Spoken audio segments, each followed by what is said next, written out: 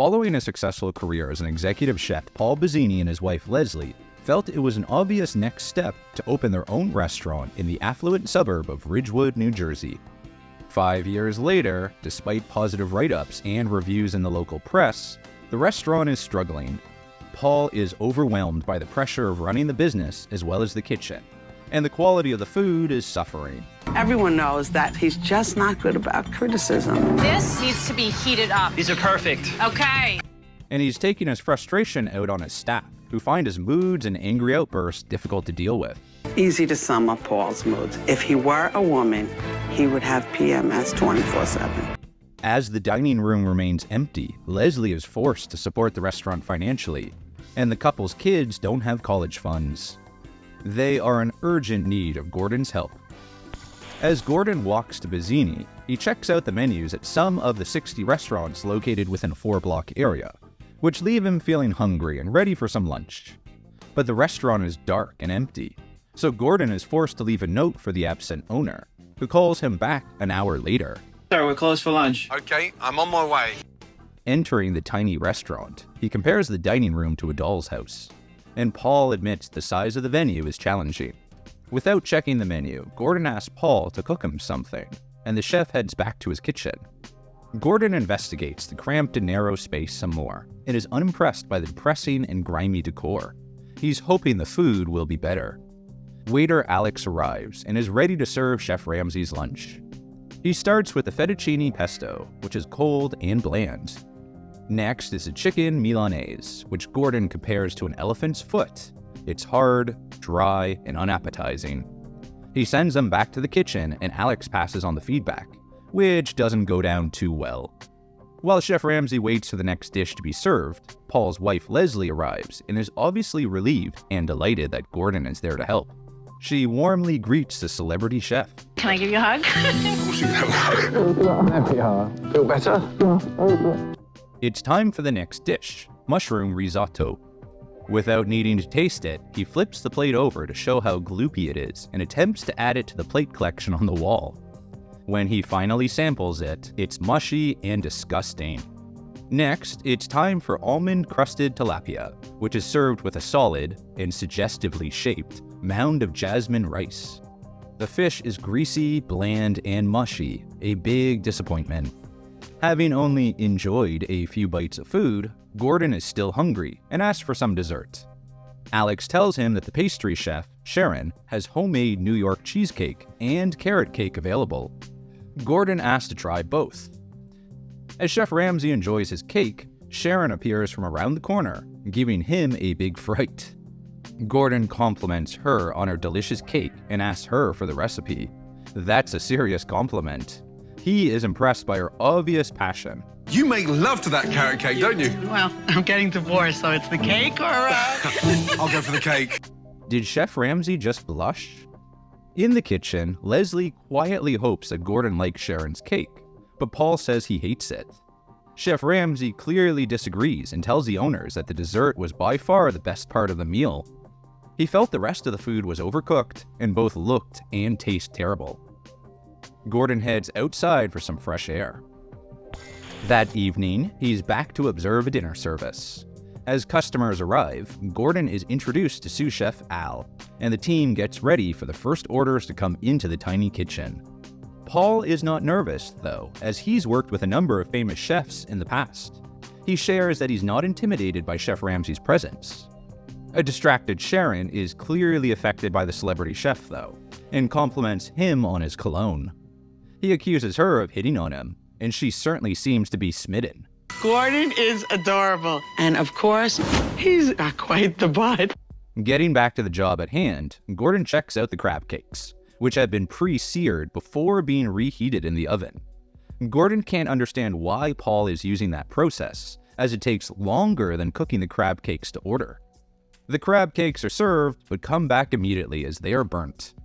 Paul doesn't feel it's a reflection of the standards he wants the restaurant to have, but it's a fair reflection of how things currently are. An hour into service, most of the customers in the dining room haven't eaten anything other than bread.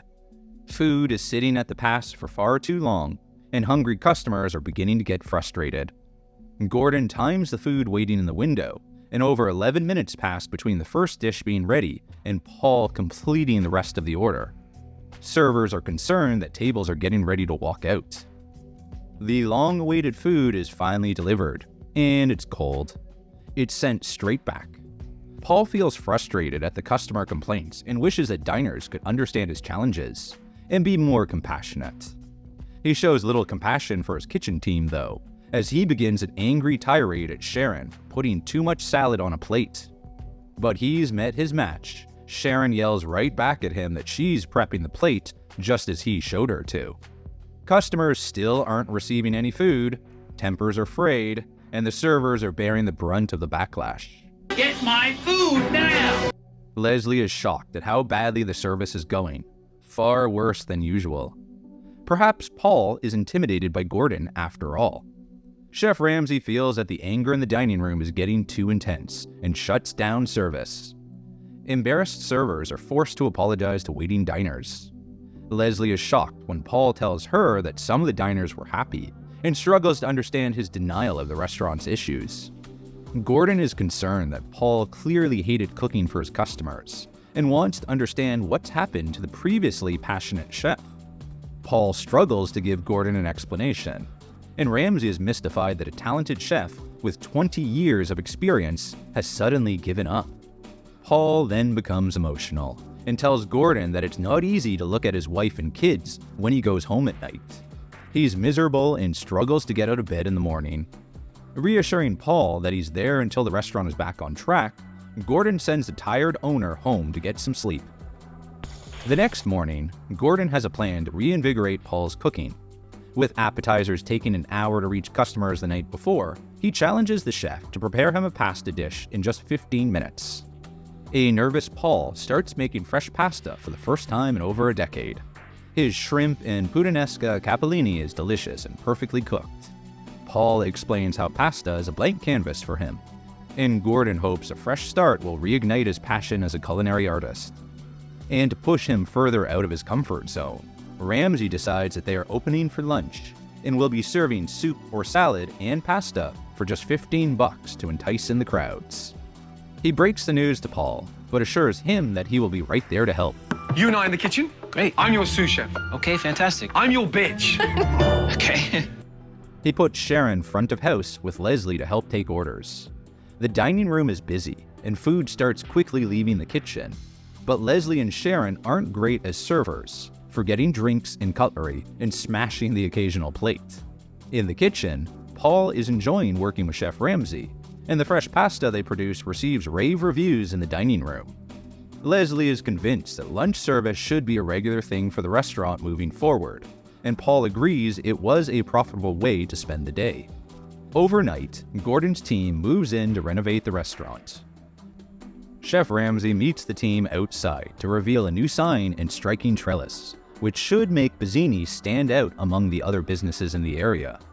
They head inside.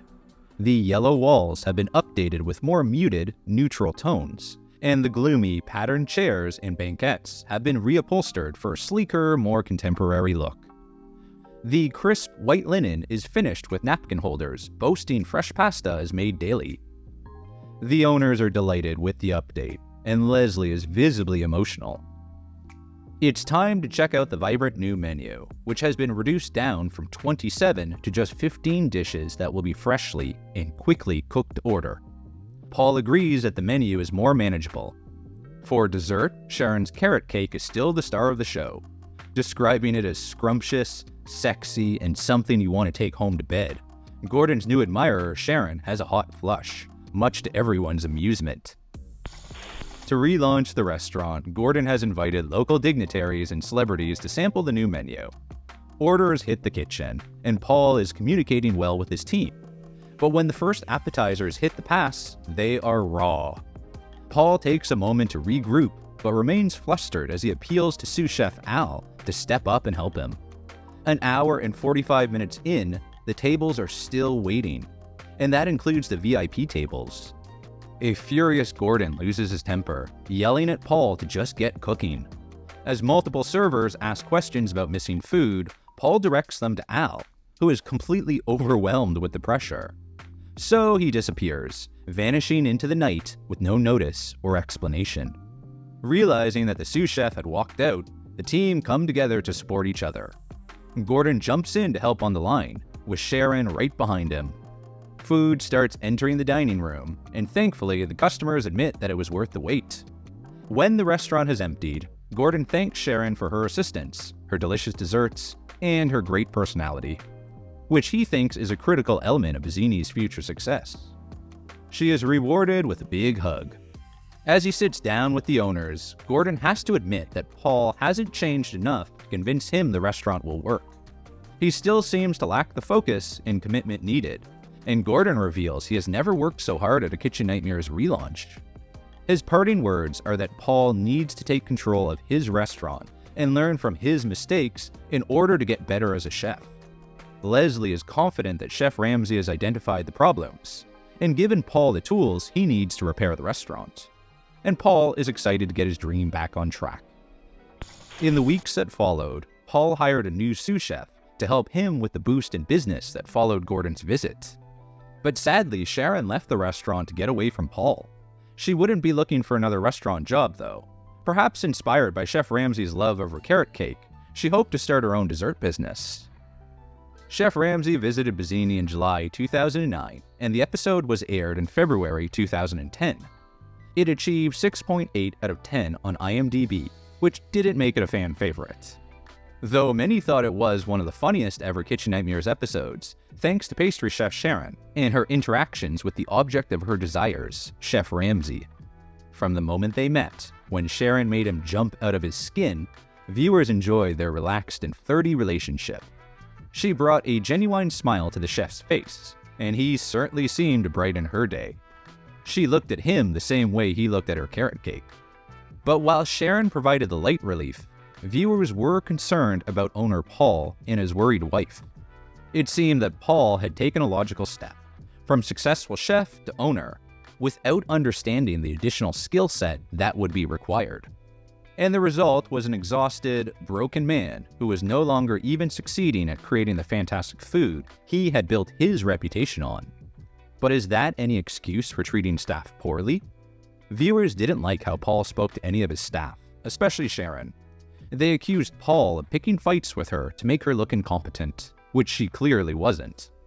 But others understood that his stress levels may have been to blame, rather than his character, and had sympathy for his difficult position. As for Paul's wife Leslie, for once there was little focus on the state of the couple's relationship.